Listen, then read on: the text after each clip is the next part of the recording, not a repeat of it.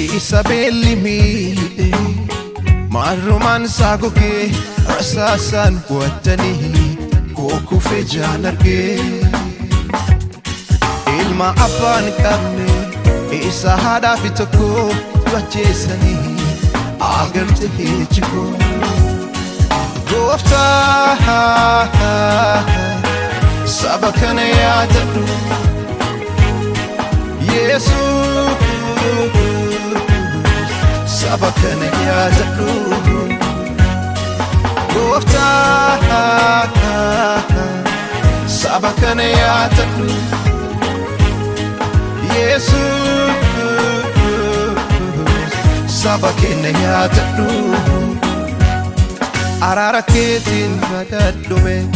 biyyi lafaa gaaga'ame kan dhageenyu kurraan tolu hamtu argine araara keetiin badhaadhume biyyi lafaa gaaga'ame kan dhageenyu kurraan tolu hamtu argine sanyuma kaa'elii tobaayata dhiiga dhangalaasu Yihudatu dachaalaan walfuree saba du'aa geessu anin beeku jedhee gadhiiqata dhugaa gurguratee Waaqayyo atumaan nuuf lole Phiilaaxoos baay'atee Fariyoon humna isaa jabeeffatee inni sarmu silaa gaaffii kennaaf deebiin sirraa argama situ falaa Fariyoon humna isaa jabeeffatee inni sarmu silaa gaaffii kennaaf deebiin sirraa argama situ falaa biyya kenna laale iyya dhageessa hoo mootii gaarii abbaa dhihoo biyya kenna laale iyya dhageessa hoo mootii gaarii abbaa dhihoo Imiman sabake rahaki hada yesabotu imorkita abde bitinitu undum tun darba dafilufa waqi gaye jenna dukani fa ufisu ya tufa Imiman sabake rahaki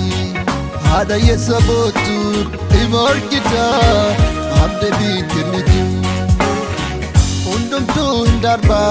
dafilufa waqi gaye jenna dukani fa ufisu ya tufa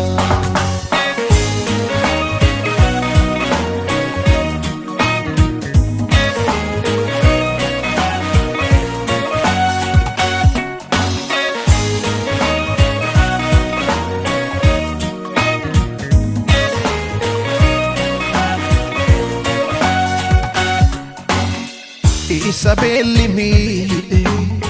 marrumaan saagogee rasaasaan bu'atanii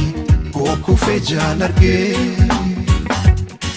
ilma abbaan qabne isa haadhaa fi tokko du'acheessanii agarte hichikoo gooftaa saba kana yaadadhu Yesuus saba kana yaadadhu gooftaa saba kana yaadadhu Yesuus saba kana yaadadhu araara keetiin badhaadhume biyyi lafaa gaaga'ame kan dhageenyu kurraan tolu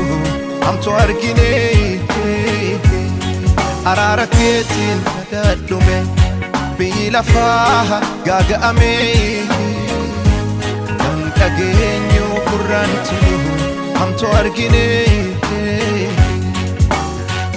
Imiman sabake rahaki hada yesabotu imorkita abde bitinitu